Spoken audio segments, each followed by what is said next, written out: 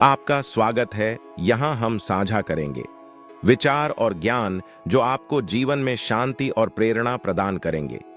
हमारी यह यात्रा हम सभी को मनोबल से भरने के लिए है, ताकि हम सभी अपने सपनों की पूर्ति की ओर बढ़ सके। इस चैनल को सब्सक्राइब करना ना भूलें, ताकि आप हमारे साथ जुड़े रहें और हमारी नई वीडियो का आनंद लें। तो चलिए शुरू करते हैं दोस्तों। हम सभी एक यात्रा पर हैं। जन्म लेने के बाद से ही हमारी यह यात्रा प्रारंभ हो जाती है और यह यात्रा हमारी मृत्यु तक चलती है।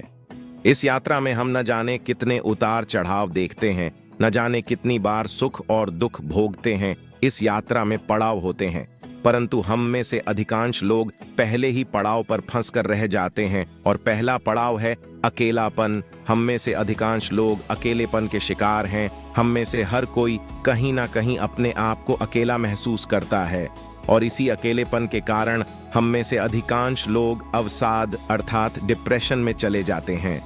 जब भी हम किसी मुसीबत में फंस जाते हैं, उस वक्त हमें यह एहसास होता है कि हमारे सिवा यहाँ पर हमारा और कोई नहीं है, और यह एहसास बहुत ही भयानक होता है, क्योंकि हमने तो हमेशा केवल एक ही बात सोची है, और वह यह कि हम अकेले नहीं हैं।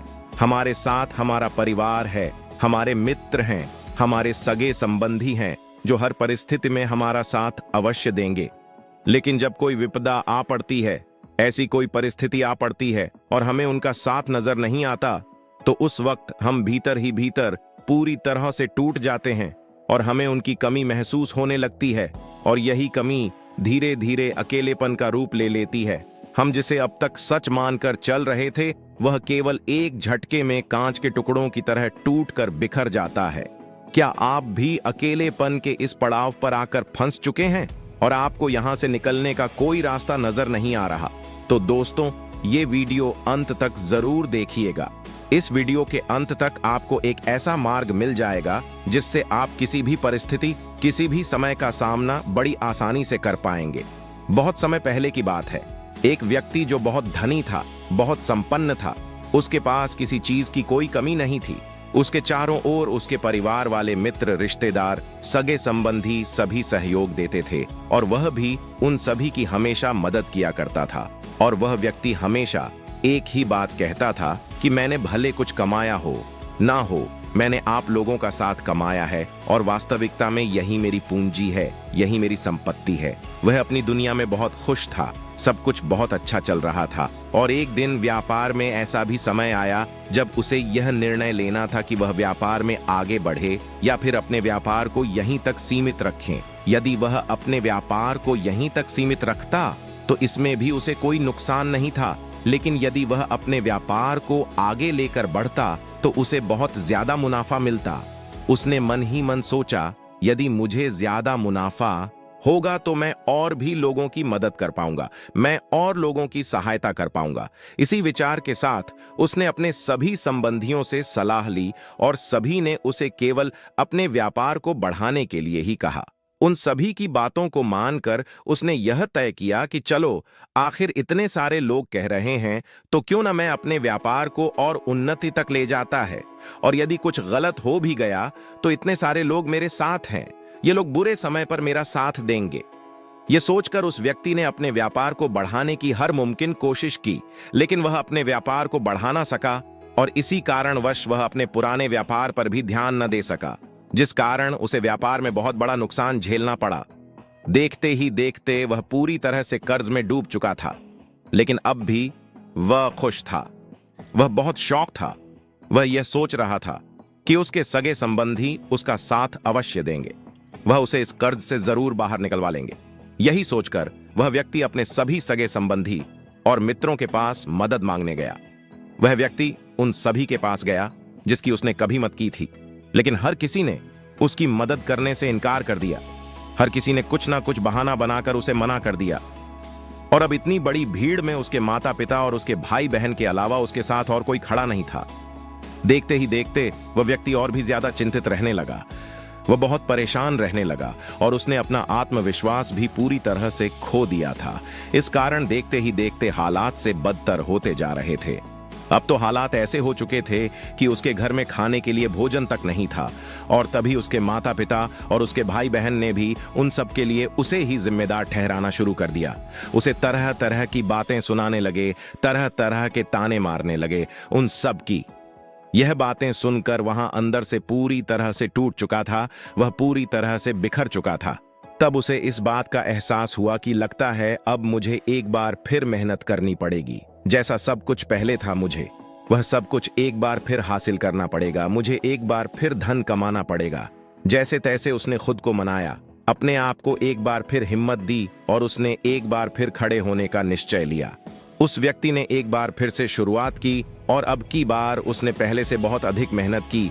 अपना घमंड, अहंकार, अपना अभिमान सब कुछ छोड़कर वह केवल अपने काम पर ध्यान देने लगा। देखते ही देखते समय बदल गया और जो कुछ भी उसने खोया था वह सब कुछ उसने एक बार फिर से पा लिया। जो मित्र, जो सगे संबंधी उसे छोड़कर चले गए थे, वह एक बार फिर से उसके पास आने लगे, उससे पहले से भी ज्यादा नजदीकियां बढ़ाने लगे। उस व्यक्ति ने जिन जिन की मदद की थी वे एक बार फिर उसके साथ आ खड़े हुए थे। अब सब कुछ पहले जैसा हो गया था, लेकिन वह अपने आप को अब भी इस भीड़ में अकेला ही महसूस कर रहा था। उसे सबके भीतर एक बनावटी झूठ दिखाई दे रहा था। उसे सबके चेहरे पर एक बनावटी हंसी नजर आ रही थी, एक बनावटी भरोसा नजर आ रहा था। इसी कारण वह सबके पास होकर भी अपने आप को बहुत अकेला महसूस कर रहा था। अब उसे किसी से कोई उम्मीद नहीं थी, किसी से कोई आशा नहीं थी, और देखते ही देखते सबके बीच रहकर भी भीतर ही भीतर घुट रहा था। वह अपने आप को अत्यंत अकेला महसूस कर रहा था। वह किसी ऐसे व्यक्ति की तलाश में था जो उसके अकेलेपन को दूर कर सके, जो उसकी अकेलेपन की इस परेशानी से उसे बाहर निकाल सके, जो उसके सुख और दुख में उसका साथ दे, उसके साथ खड़े हो, जो कभी उसे धोखा न दे। वह ऐसे ही किसी व्यक्ति की तलाश कई महीनों तक करता रहा और आखिरकार उसे एक ऐसी लड़की मिली जिस पर आंख बंद करके भरोसा कर सकता था। उस व्यक्ति को वह लड़की बहुत पसंद थी और वह उससे शादी करने के लिए भी तैयार था। एक दिन की बात है, उस व्यक्ति ने उस लड़की से पूछा, क्या तुम हर परिस्थिति में मेरा साथ दोगी? इसके जवाब में वह लड़की कहती है, हाँ, मैं तुमसे वादा करती हूं कि हर स्थिति में मैं तुम्हारे साथ ही रहूंगी। फिर चाहे समय कैसा भी क्यों ना हो, मैं कभी नहीं बदलने वाली। मैं तुम्हारे साथ हमेशा खड़ी रहूंगी। लेकिन एक दिन उस व्यक्ति के मन में ख्याल आया कि कहीं यह भी बाकी लोगों की तरह बदल ना जाए, कहीं लड़की भी उसे धोखा ना दे दे।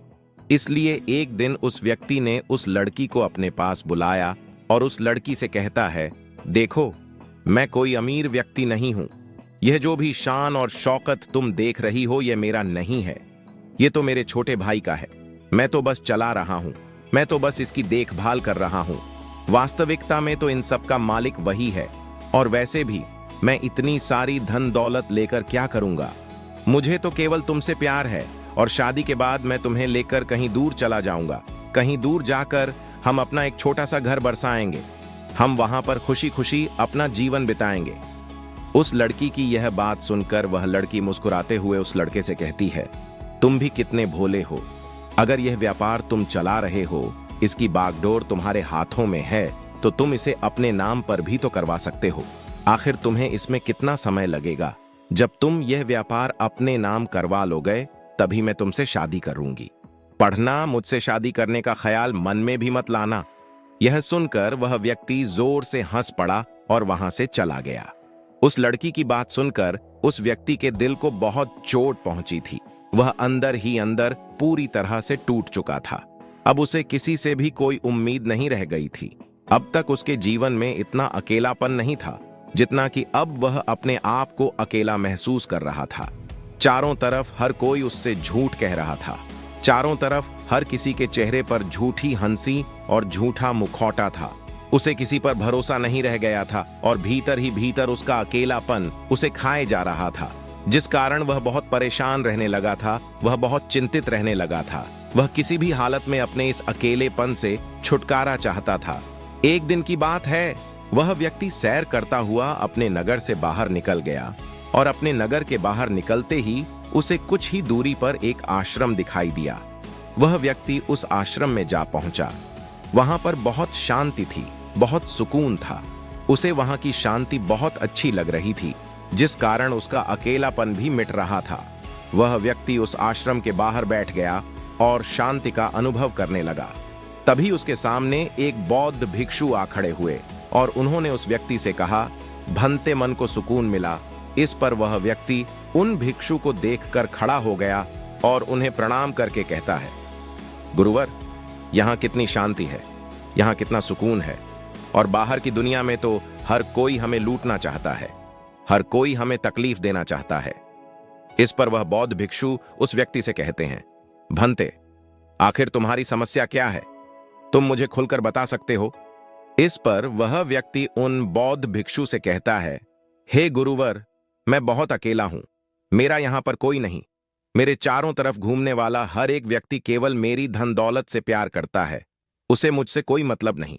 मेरे पास बेशुमार धन दौलत है, सारी सुख सुविधाएं हैं, मेरा परिवार, मेरे मित्र, मेरे सहयोगी, मेरे सभी सगे संबंधी भी मेरे साथ ही हैं, लेकिन उनके होने के बावजूद भी मैं बहुत अकेला महसूस करता हूं। मुझे ऐसा प्रतीत होता है कि मेरे पास सब कुछ होकर भी मेरे पास कुछ नहीं है। उन बौद्ध भिक्षु ने उस युवक की सारी बातें ध्यानपूर्वक सुने और उसके बाद वह उस व्यक्ति से कहते हैं, भंते, मनुष्य जन्म से लेकर मृत्यु तक 2 पड़ाव में जीवन जीता है। पहला पड़ाव किसी भी मनुष्य को बड़ी सहजता से मिल जाता है, जिसमें उसे यह एहसास होता है कि इस जीवन में वह अकेला है। अकेलापन उसे कुछ इस प्रकार घेर लेता है कि उसे और कुछ नजर नहीं आता। उसे ऐसा लगता है कि सब कुछ उसके पास है, लेकिन फिर भी उसका कुछ नहीं। दूसरों से उसकी सारी उम्मीदें टूट जाती हैं और बहुत एकांत में रहने लगता है। वह बहुत चिंतित और परेशान रहने लगता है। इसी अकेलेपन को समाप्त करने के लिए वह जिंदगी भर यहाँ से वहाँ भटकता है। वहीं संसार में तरह तरह की चीजों को पाना चाहता है जिससे उसका एकांत मिट सके, परंतु वह यह भूल जाता है कि यह सभी चीजें तो एक ना एक दिन उसके हाथ से छूट जाना है। अंत में तो उसे अकेले ही जाना है और अधिकांश लोग इसी चक्र में फंसे रह जाते हैं। वह इस अकेलेपन को भरना तो चाहते हैं पर कभी भर नहीं पाते। तभी वह व्यक्ति उन बौद्ध भिक्षु से कहता है, गुरुवर, किंतु यह तो पहला पड़ाव हुआ, और अगर पहले पड़ाव में ही हमारा जीवन समाप्त हो जाता है तो हमारे जीवन में दूसरा पड़ाव कब शुरू होगा? इस पर वह बौद्ध भिक्षु मुस्कुराने लगे और उस युवक से कहते हैं, भंते, हम मनुष्य हैं और हमें अपने जीवन की यात्रा करने के लिए एक निर्धारित समय मिलता है, और हम में से अधिक 5 लोग अपने जीवन की यात्रा के लिए जो उन्हें समय मिला है जन्म से मृत्यु तक का, वह उसी पड़ाव में फंसकर रह जाते हैं। वह उसे कभी निकल नहीं पाते। वह अपने जीवन को उस दूसरे पड़ाव तक लिए ही नहीं जा पाते, क्योंकि हम अपने जीवन में उस व्यक्ति तक पहुंच ही नहीं पाते जो हमें अपने जीवन की यात्रा में दूसरे पड़ाव पर ले जा सकता है, जो हमारे जीवन से अकेलेपन को समाप्त कर सकता है, और अकेलेपन की इस यात्रा का दूसरा पड़ाव है। तभी वह व्यक्ति उन बौद्ध भिक्षु से कहता है, हे गुरुवर, आखिर ऐसा कौन है जिसके जीवन में आने के बाद हमारे जीवन का अकेलापन समाप्त हो जाता है? मुझे तो आज तक कोई ऐसा नहीं मिला। मुझे तो जो लोग भी मिले वे सभी मुझे धोखा देना चाहते हैं, वे सभी मेरी संपत्ति चाहते हैं। हे गुरुवर, कृपया करके मेरा मार्गदर्शन करें। इस पर वह बौद्ध भिक्षु उस युवक से कहते हैं, भंते, वह कोई और नहीं है बल्कि वह तुम खुद ही हो। तुम जिस खुशी को, जिसे एकांत को बाहर ढूंढ रहे हो, वह कहीं और नहीं बल्कि तुम्हारे भीतर ही है। क्या तुमने कभी खुद को खोजने का प्रयास किया है? क्या तुमने खुद को कभी जानने का प्रयास किया है? तुम्हारे जीवन का सबसे बड़ा शुभ चिंतक कोई और नहीं बल्कि तुम ही तो हो। चाहे समय कैसा भी क्यों ना हो, चाहे परिस्थितियां कैसी भी क्यों ना हो, ही हो जो हर परिस्थिति में, हर समय में अपने साथ खड़े रहोगे। फिर ऐसे में तुम दूसरों पर भरोसा क्यों करते हो कि किसी भी परिस्थिति या किसी भी समय पर वह तुम्हारा साथ देंगे? जब तुम्हें स्वयं खुद पर भरोसा नहीं, जब तुम खुद को ही नहीं जानते, तो तुम दूसरों पर भरोसा कैसे कर सकते हो? आगे वह बौद्ध भिक्षु उस युवक से कहते हैं, भंते, जिसने खुद को जान लिया, जिसने खुद से प्रेम करना सीख लिया, जिसने खुद पर भरोसा करना सीख लिया, वह जीवन की यात्रा के दूसरे पड़ाव पर पहुंच ही जाता है और उसका अकेलापन भी हमेशा हमेशा के लिए समाप्त हो जाता है और उसे एकांत प्राप्त होता है। अकेलापन एक ऐसी अवस्था है, हमें दूसरों की तलाश होती है। हमें ऐसा लगता है कि कोई दूसरा ही हमें इस अवस्था से बाहर निकाल सकता है।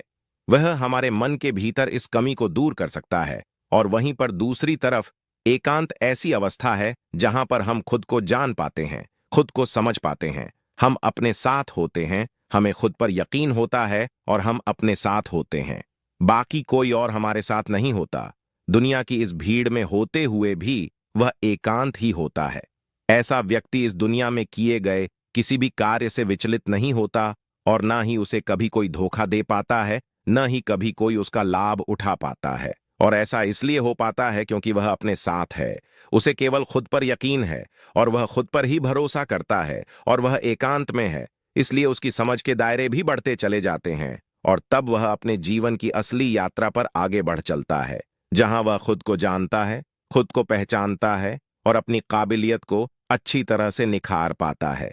उन बौद्ध भिक्षु के मुख से यह सारी बातें सुनकर वह व्यक्ति उन बौद्ध भिक्षु से कहता है, गुरुवार, आप सत्य कहते हैं, मैंने कभी अपने आप के बारे में सोचा ही नहीं। मैंने कभी भी अपने आप पर ध्यान दिया ही नहीं। जब सभी लोग मुझसे मुंह मोड़ रहे थे, सभी लोग मेरा साथ छोड़ रहे थे, तब भी मैंने अपने ऊपर ध्यान नहीं दिया। हां, यह बात और है कि उस वक्त मैं अपने साथ ही था, लेकिन मैंने अपने ऊपर ध्यान नहीं दिया। मैंने हर बार खुद को खड़ा किया है। मेरे हर गम में मैं रोया था और अपनी हर खुशी पर मैं ही हंसा था। जीवन के बुरे दौर में, बुरी परिस्थितियों में मैंने ही खुद को संभाला था। हे गुरुवर, मैं खुद के इतना नजदीक था, लेकिन फिर भी मैं अपने आप पर कभी ध्यान नहीं दे पाया और अपने जीवन काल में केवल उन लोगों के पीछे भागता रहा, उन लोगों को ढूंढता रहा जिस पर मैं भरोसा कर सकूं, जिनके कारण मेरे जीवन का अकेलापन दूर हो सके। लेकिन अब मेरे ऊपर जो अकेलेपन का बोझ था वह हट चुका है और अब मैं आगे की यात्रा करना चाहता हूं, अर्थात मैं अपने एकांत में जाना चाहता हूं, जहां मेरे साथ केवल मैं ही रहूं और किसी के लिए कोई जगह ना हो। इतना कहकर उस व्यक्ति ने उन बौद्ध भिक्षु को प्रणाम किया और वापस अपने घर लौट गया। दोस्तों, हमारा जीवन भी अकेलेपन से भरा हुआ है। किसी को किसी चीज की कमी है तो किसी के पास सब कुछ होते हुए भी वह अकेला है और इस अकेलेपन का कारण हमेशा दूसरे ही होते हैं। जीवन में यह अकेलापन आना जरूरी होता है क्योंकि इसके आए बिना हम एकांत की महत्वता को नहीं समझ पाएंगे और न ही उसे पाने की ओर आगे बढ़ पाएंगे। जहां हमें किसी से कोई उम्मीद नहीं होती, हम केवल हमारे साथ होते हैं, हम अपने साथ हमेशा खुश रहते हैं। इतनी बड़ी भीड़ में केवल कुछ ही लोग होते हैं जो एकांत में रह पाते हैं, जो खुद को जान पाते हैं, खुद को पहचान पाते हैं और वह अपने जीवन में परिवर्तन भी ला पाते हैं। वह अपने जीवन में जो चाहते हैं वह कर सकते हैं। वे इस भीड़ पर भी राज्य कर सकते हैं और वह चाहे तो इस भीड़ को जहां चाहे वहां ले जा सकते हैं। जो व्यक्ति एकांत में रहता है उसके विचार बहुत ही शक्तिशाली होते हैं। यह आसानी से कभी किसी की बात पर भरोसा नहीं करते और ना ही कभी किसी की बात से प्रभावित होते हैं। लेकिन एकांत का अर्थ यह भी नहीं कि आप यह संसार छोड़कर, अपना घर बार छोड़कर कहीं पर चले जाएं। इसका अर्थ तो यह होता है कि आप इस भीड़ में रहकर, इस संसार में रहकर भी आप इस भीड़ का हिस्सा न बने और ना ही संसार का हिस्सा बने। हां, संसार के सारे कार्य करते हुए भी आप अपने साथ रहे, अपने आप खुश रहे, अपने दुख में रोए, अपनी खुशी में हंसे और खुद पर भरोसा करें। दोस्तों, आज के इस वीडियो से आपने क्या सीखा वह मुझे आप कमेंट में जरूर बताइएगा और इसी के साथ साथ में उम्मीद है कि आपको आज की यह वीडियो जरूर पसंद आई होगी। तो इस वीडियो को लाइक और अपने दोस्तों के साथ शेयर जरूर कीजिएगा और हमें ऐसे ही सपोर्ट करने के लिए चैनल को सब्सक्राइब और घंटी बटन को जरूर दबा दीजिएगा। तो चलिए फिर मिलते हैं ऐसी एक और वीडियो में। तब तक के लिए अपना ख्याल रखें। धन्यवाद।